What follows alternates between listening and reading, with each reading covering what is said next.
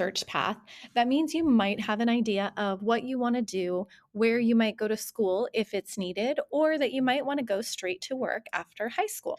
So I'm really excited for you to look at some different careers and see what options lie ahead of you. For this assignment, you're going to use the California Career Zone site to research two careers that you're interested in for the future. And I would like to advise you to look at different careers. They could be in the same field of study, but you definitely want to be able to compare and contrast these careers. For this assignment, please don't copy and paste from the websites that you use, but take notes in your own words and record those on your chart here. That way, you have a better chance of remembering it and processing the information in your own head. So you're going to go to the California Career Zone and use the search bar in the upper right-hand corner to complete the charts below. If that website does not have your chosen career listed, you can definitely find other sites that do. But unfortunately, careers like actor or maybe musician, those are not really a clear career path. So maybe you can choose something in the acting industry or something in the music industry that might appeal to you if acting or music or NFL football player does not work out for you. So try to find something related to your area of interest. You're going to choose one career and include the title of the job as well as the education requirements. That's any necessary degrees, internships, apprenticeships, certifications, or maybe just a high school degree.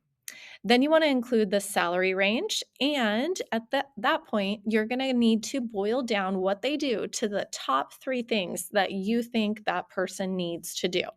The California Career Zone might list 10 things. I want you to synthesize those and figure out what are the three most important things that this person does. Then you're going to think about the things that they need to be able to do. These are basic skills like communication or critical thinking. And the California Career Zone will list those for you. But more importantly, I want you to think about whether you have that ability or not, and how will you acquire it or how did you learn it? So that really, it takes the research of the career and then your own life as well to complete this chart. Then you're going to move on to the industries currently employing and the hire to applicant ratio for each. What that phrase means is that how many applicants are they getting for each position? If they're employing one out of 100,000 applicants, that tells me that that's a really, really demanding career right now. And makes me wonder if more firms will grow in that area because it's in demand, or if that's going to be something really difficult to get into. Then I want you to list some similar occupations. So if I'm researching becoming a teacher, I might include things like a counselor or a social worker as similar occupations. Last but not least, again, this applies to your own life. What are the necessary intermediate steps or jobs before reaching that career? So, again, if I am researching teacher as a high school student, I would need to graduate high school. I would need to go to college and get a 4-year degree. I would probably need to go back to school to earn a teaching credential and pass any necessary tests. So, I want to be super specific about what you need to do in order to be in that field in the future. Once you finish that, you're ready to move on to career number 2.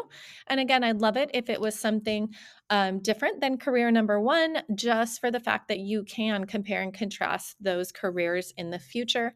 But if, let's say, you're really interested in nursing and want to look at being a pediatric nurse versus being an emergency room nurse, you are welcome to do that as well.